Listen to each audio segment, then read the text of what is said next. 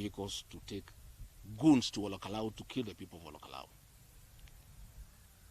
This is unacceptable and they'll be punished. I am announcing to the people of Mount Kenya region that Molin luxury shuttle must be boycotted forthwith, and they'll get no customers in this region for agreeing to ferry goons to go and kill Kikuyus in Kalou. And I want to ask everybody in all 11 counties, forthwith, Molin luxury shuttle must be boycotted and should not get a single passenger anywhere because of what they are doing. I want to ask these members of parliament from this region who are being used by William Ruto to injure their own kinsmen, to beat up their own people, to overturn the will of the people, that they are traitors and they are an embarrassment to our community. Charles Karondo, Dennis Itumbi, Eric Wamumbi, Betty Maina, David Gekaria, Sabina Chege, Wamuratha, Kawanjiku, you are an embarrassment to our community. How can William Ruto fool you to organize violence against your own people? I have been told now they are regrouping. They are planning to storm all the polling stations. And I'm surprised that Ethicon and IBC has said nothing, even after polling stations have been attacked by hooded police. They are moving in vehicles in broad daylight with rifles and wearing masks, and IBC is quiet because they are part of it. IBC and William Ruto are part and parcel. And it is now clear that we shall not have a peaceful general election. I think Kalou is address rehearsal by William Ruto on how he can use rogue police to subvert the will of the people. I want to tell IBC, from what has happened, we'll be mobilizing the people of Kenya to call for your disbandment. You are an embarrassment to the people of Kenya. This election was very peaceful until you connived with William Ruto to cause violence. These people now have retreated to Royal Garden Hotel, where they are planning to storm all polling stations and disrupt the counting and overturn the will of the people. I am calling upon the people of Kalou, all of them who voted, to go back to the polling stations and fortify and barricade our polling stations and make sure that the will of the people is not subverted. I want to tell William Ruto, I'm sure you want to kill the Kikuyu population because you have a beef with us. You must start today with Kalou. For you to steal this election, you must kill the people of Kalou. And that is, if that is what you have decided, to kill the people of Kalou, please go ahead.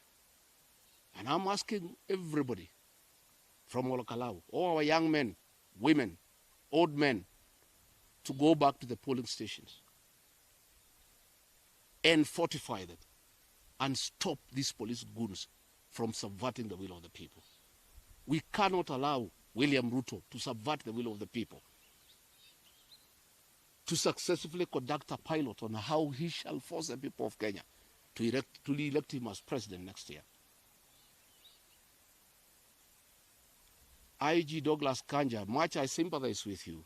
You are an embarrassment to our people here, not just in Nyeri, but the mountain. This afternoon, Douglas Kanja is my neighbor here. I called a common friend and asked him to call Douglas Kanja and put him on speakerphone and posed to him 2 questions. Why is he allowing William Ruto to use him to kill and maim his kinsmen from the mountain? I asked him to ask him, why has he surrendered the command of the National Police Service to Kipchumba Murkomen and his tribesmen? Because these are Ruto and his tribesmen who have declared war on the Kikuyu people. And Kanja told that person, and I heard clearly, that he has no control of the National Police Service, and what is happening in Kalou has the direct authority of William Ruto, and there's nothing he can do. He was crying, saying how sad he is, saying that his work has been taken over by Kipchumba Murkomen, and he is even contemplating resignation ahead of his impending retirement. It is therefore confirmed that this massacre that is going on in Kalou has been authorized by William Ruto himself. And we want to ask you, William Ruto, these people of Kalou, the people of Nyandarua, the people of this region voted for you to a man to become president. Why have you declared war on them? Why are you unleashing violence on women and children? Why have you converted the National Police Service into a rogue outfit to kill people and to maim people? But I'm now convinced that when William Ruto sent the National Police Service to Haiti, the intention was never to go and help the people of that great country on how to deal with the criminal gangs. He actually sent the National Police Service to benchmark and learn how to work with criminals and goons to assist him to be elected by the people of Kenya next year. I want to say now I'm convinced than ever before that we shall not have a peaceful election, that we shall have anarchy and civil war. If what William Ruto is doing in Kalou today is what will happen next year, there will be civil war in this country. We have seen it. You, the media, the Nation newspaper, the NTV, the journalists who are beaten up, and their equipment confiscated so that they don't record the mayhem that is happening in Kalou. So Kenyans must know now, they must be prepared, that we are going to have a big problem next year. We have a compromised IBC working under William Ruto. We have a president who has gone rogue, who is determined to force his way back to power, using whatever method, including killing people and maiming people. And Kalou is a pilot of what will happen next year. The DCP candidate is leading with 90%. And the people of Kalou must make sure these results are announced today. And we are asking all members of the public in Kalou to move quickly from now and occupy and surround the polling stations and withstand the assault that is being planned by William Ruto to overturn the will of the people. Later on, the entire population will move to Kalou town. 40,000, 50,000 people around the Talent Center. And if William Ruto wants to massacre the Kikuyu population in Kalou, he can go ahead and do so. He has harassed our people enough. He has ruined our businesses. He has sacked our people from KRI. He has sacked our people from the army. He has sacked our people from the civil service. He has attacked our churches. He has made sure our pending bills are not paid. He has attacked us in churches. Now he has decided that he will force us to elect people from his party. And he is prepared to kill people. He is prepared to unleash violence on the Kikuyu population because of his hatred for this community.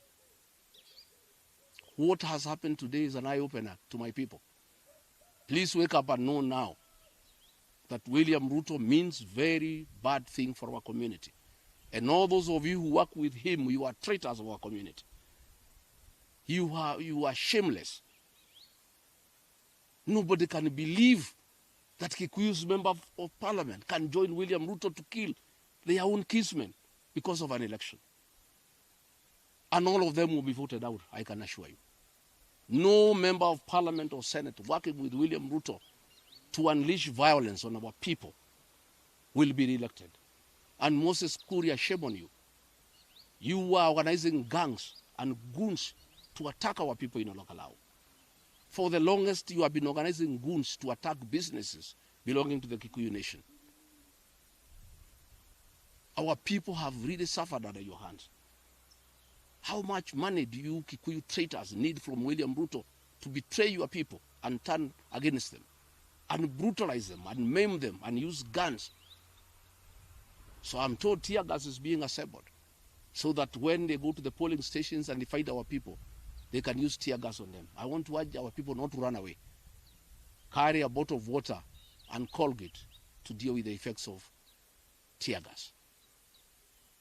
The people of Kalou, the people of Nyandarua, are the true sons and daughters of the Mau Mau. They cannot be intimidated today. They must put up a fight, and a strong one. It is unfortunate that the men we gave our vote, whom we trusted with our vote, has turned against us. And he is unable to accept that we have a democratic right to choose whoever we want. He wants to force us to choose his candidate, and it will not happen. I'm told they want to try to overturn the results, and if they can't, they cause chaos so that the election is cancelled, and then they have another opportunity to repeat the election once more. Even if the election is repeated 10 times, the results will be the same. They have spent 14 billion shillings in projects in Kalou. People have said no. They have spent 1.2 billion bribing voters. People have said no. That is the Kikuyu nation for you, Mr. William Ruto. You don't know the Kikuyu. You are touching a very raw nerve. You have now radicalized the Kikuyu nation beyond limit, and you face the consequences of a radicalized Kikuyu nation. And I'll be calling upon this community to boycott all your public meetings forthwith, because you have declared war on the community. We cannot allow you to persecute this community further. You have done more than enough. You have done enough damage to this community. You have abused us. You have called us tribal. You have called us prostitutes. You have used all manner of adjectives to describe this community that gave you power. Now you have decided to use force, to use police to brutalize our people, using traitors from the community. Shame on them.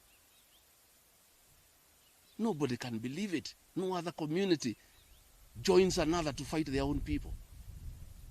Eric Wamumbi, Betty Maina, Charles Karodo, Dennis Itumbi, David Gikaria, Sabina Chege, Anu Amurada, Joguna Kawanjiku. What has happened to you? How do you feel today you are in Olokala organizing police to brutalize your own people? I can't believe it. But you'll be served the only remedy for betrayal. Our people will deal with you at the ballot. I want to thank you.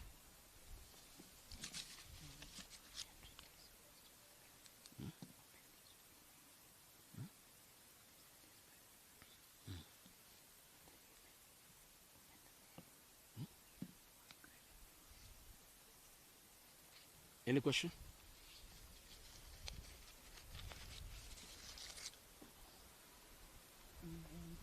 And you have seen in Kalou, the bodyguard of Betty Maina, the one who attacked us into fire, he's the one who was shooting from the rooftop. What kind of impunity is this? William Ruto, just how desperate are you for this Kalou seat?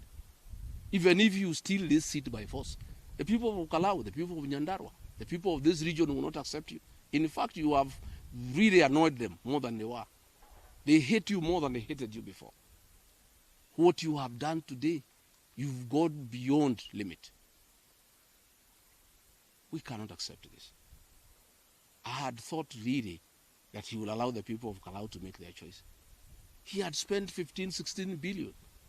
Don't you have trust in your own money? After spending all that money, why couldn't you wait for the votes to be counted? Why are you stopping the election? Why do you want to interfere with the will of the people? Why do you want to stop the counting? Why do you want to stop the election? Why do you want to kill the Kikuyus? These people made you president. Even if you have no gratitude, and you don't want to give them development, and you don't want to give them a good business environment, please don't kill them. Don't fight them. And Douglas Kaja, what are you waiting for? Just resign and come back home. You are such a disgrace. President is running the police force behind your back with his tribesmen, and you are just there, a flower girl. You are past retirement age. You are given extra years. Just take retirement and come back here in the village and stay with us. Because even the villagers here are asking, what kind of a man are you? That your kinsmen are being killed by the very people you command, and you are helpless. And then when you ask, you say, is William Ruto, he's the president, there's nothing you can do. Asante. Yeah, question, Your Excellency. Yes.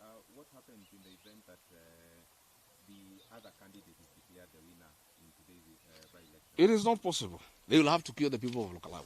The people of Kalou have said the winner of this election must be announced. They'll either have to announce the winner, who is the DCP candidate, or cancel the election altogether. Then we can repeat it again, if that is what we want. And the result will be the same. It will even be worse. They don't even have 5%. And I knew they would not even have 5%. They were just eating Ruto's money. These Kikuyus, I know them, and I talked to them, and I told them. And Ruto is just realizing 16 billion shillings down the drain. That's why he is so angry. That is why he is sending people to kill the people of Kalou. And Douglas Kaja is just allowing it. Why can't you resign? How do you complain that there's nothing you can do because the president has ordered the massacre in Kalou? Just resign and go home and come and stay with us here. Surely. Thank you. Anything? Yeah, Your Excellency, do you have an independent system of tallying votes for DCP? Yes, we have. If they allow the counting, and I believe the people of Kalou will protect the polling station. So far, since 12 o'clock, for 3 hours, they have refused the rogue police officers to gain entry into the polling stations. I am told IBC now is compromised. They are delaying the voting. It has become very slow, so that after 5 o'clock, they can extend the voting time so that the counting can start when it's dark. My instructions to our voters is that the polling centers must close at 5. If you have not voted at 5, don't bother to vote, so that we start the counting at 5. Go and join the people who are barricading the polling station and making sure there's no interference. I don't want any voter who is delayed past 5 o'clock to insist on voting, because what IBC has done, voting was going on very well. About 55% has voted, and it's good. If there was not this disruption for the last 3 hours, the voter turnout was likely to be more than 70%. But 54% is good enough, and we don't have to insist to vote because we have already won the election.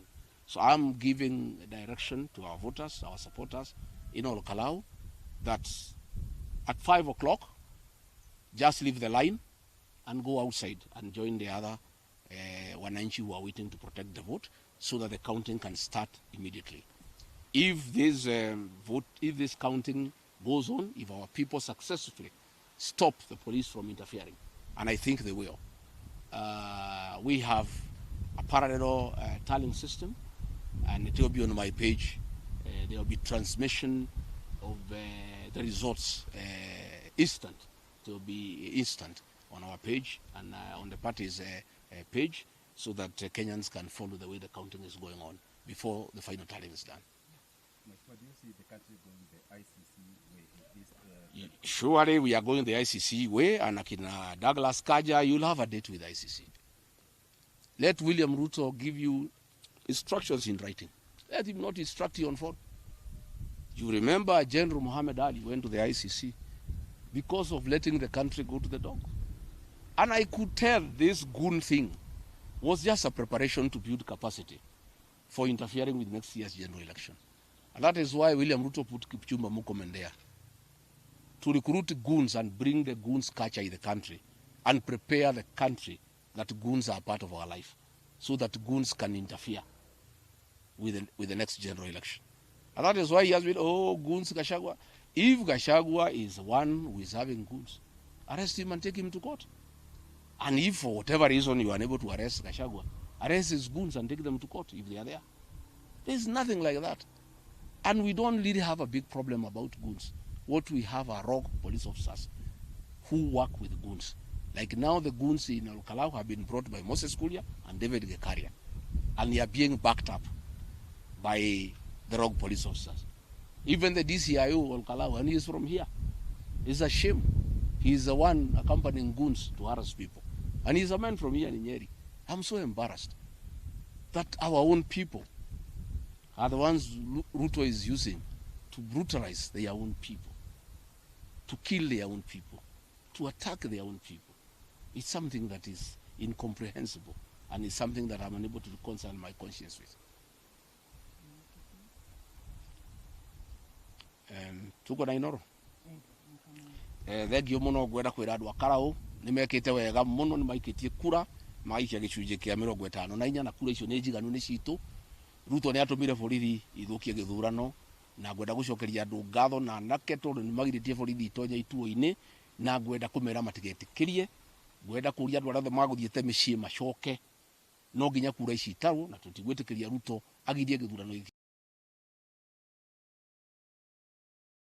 Lakini rais wa kwanza Kenyatta alienda akukusa hiyo shamba, Moi akaenda akukusa, Kibaki akaenda hakugusa, Uhuru akaenda hakugusa.